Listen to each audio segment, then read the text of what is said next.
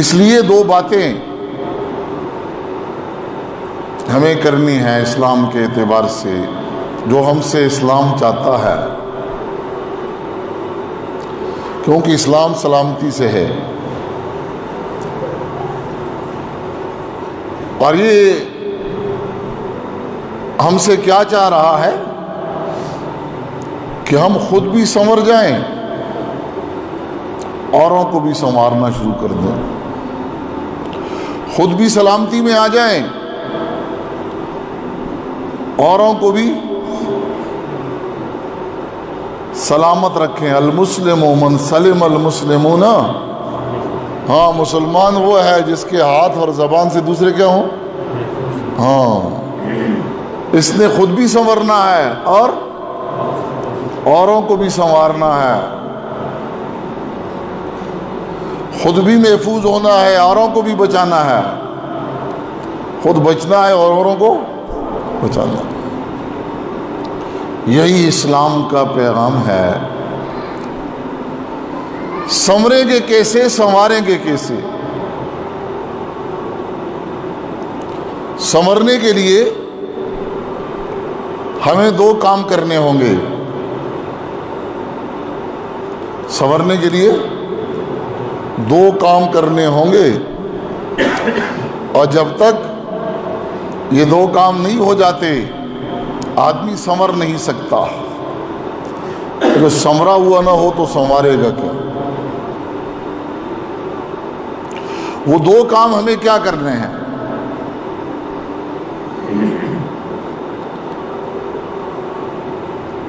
اپنے دل کو ایمان سے بھرنا ہے اور اپنے وجود کو اعمال سے بھرنا ہے۔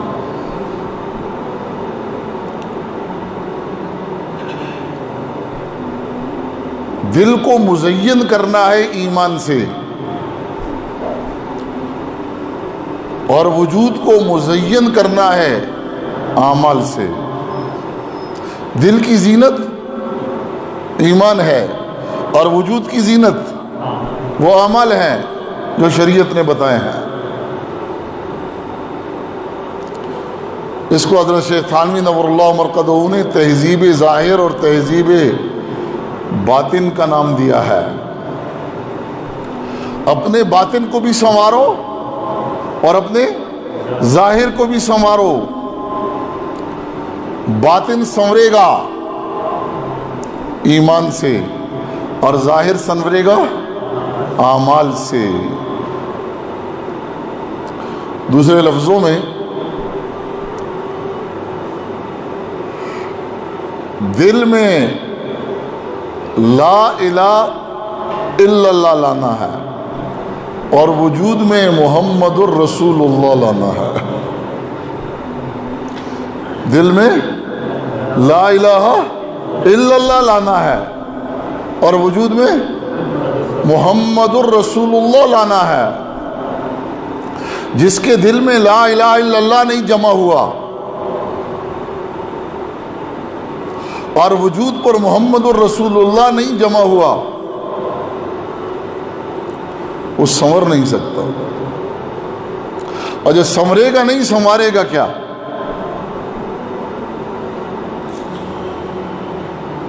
اللہ اللہ، لا الہ الا اللہ کا کیا مطلب؟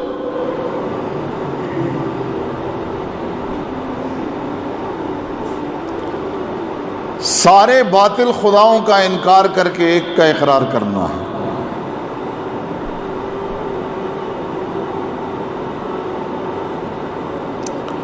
اور پھر اس کا ظاہر جو ہے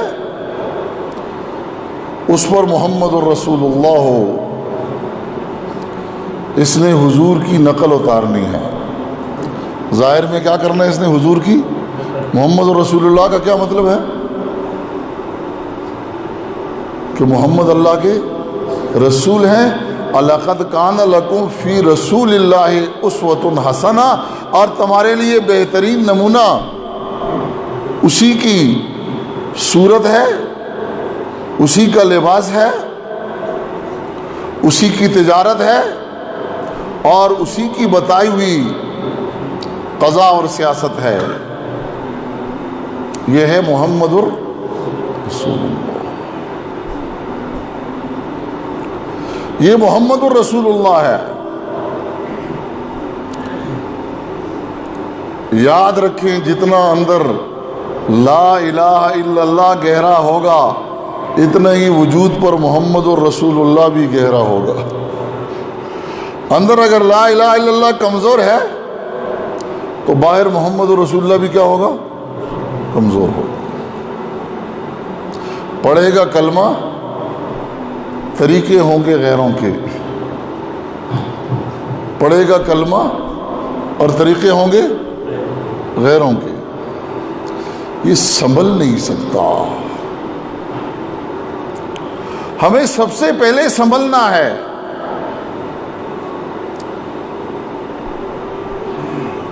اپنے باطن کو بھی بنانا ہے, اپنے ظاہر کو بھی بنانا ہے. اس کے بعد پھر اس نے سنوارنا ہے. سنوارنے کے لیے کیا کرنا ہے؟ اس نے سنوارنے کے لیے چند کام کرنے ہیں. پہلا کام کیا ہے؟ دعوت و تبلیغ. دوسرا کام کیا ہے؟ واعظ و نصیحت. تیسرا کام کیا ہے؟ تعلیم و تعلم. اور چوتھا کام کیا ہے؟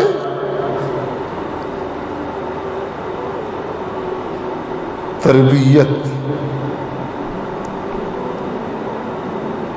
یہ وہ ہیں جس کے ذریعے پھر اس نے اوروں کو سنوارنا ہے. کس کس چیز کے ذریعے؟ دعوت و تبلیغ کے ذریعے,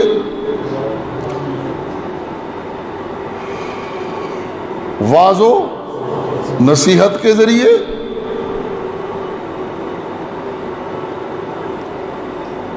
اور تعلیم و تربیت کے ذریعے. پھر اس نے اوروں کو سنوارنا ہے.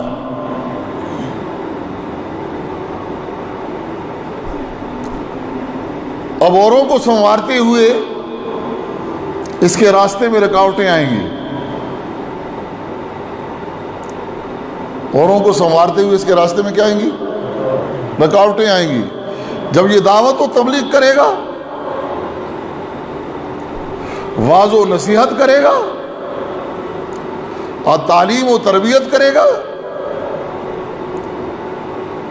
تو اس کے سامنے رکاوٹیں آئیں گی.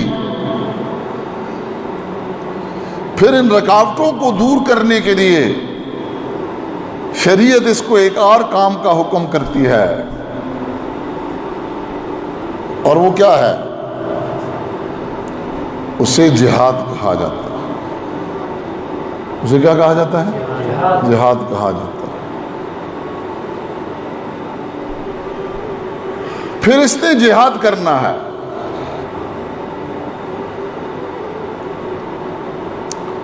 کس چیز کے ذریعے؟ اس میں اس کی جان بھی لگے گی اور اس کا مال بھی لگے گا. وَجَاهِدُوا فِي سَبِيلِ اللَّهِ بِأَمْوَالِهِمْ وَأَنفُسِهِمْ. اس نے جان بھی لگانی اور مال بھی لگانا.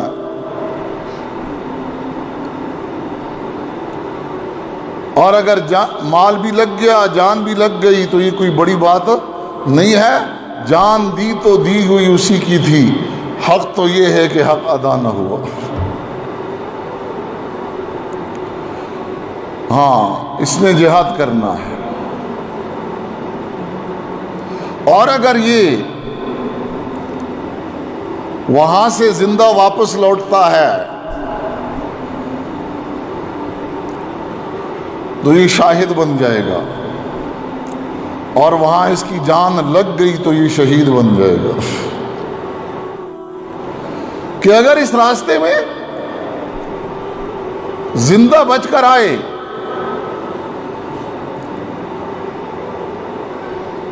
تو یہ صداقت کی زندگی ہوگی,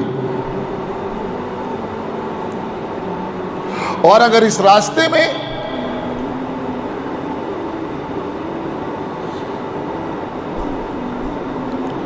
موت آ گئی تو یہ شہادت کی زندگی ہوگی. والذین آمنوا وہاجروا وجاہدوا فی سبیل اللہ.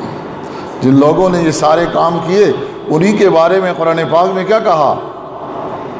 یہی لوگ سچے ہیں. اولئک هم الصدیقون. یہ کیا ہے؟ سچے ہیں. اگر زندہ بچ کر آ جاتے ہو تو کیا بن جاؤ گے؟ ہاں، صادق بن جاؤ گے. اور اگر مر گئے تو شہید ہو جاؤ گے. تو زندگی صداقت والی ہو اور موت شہادت والی ہو.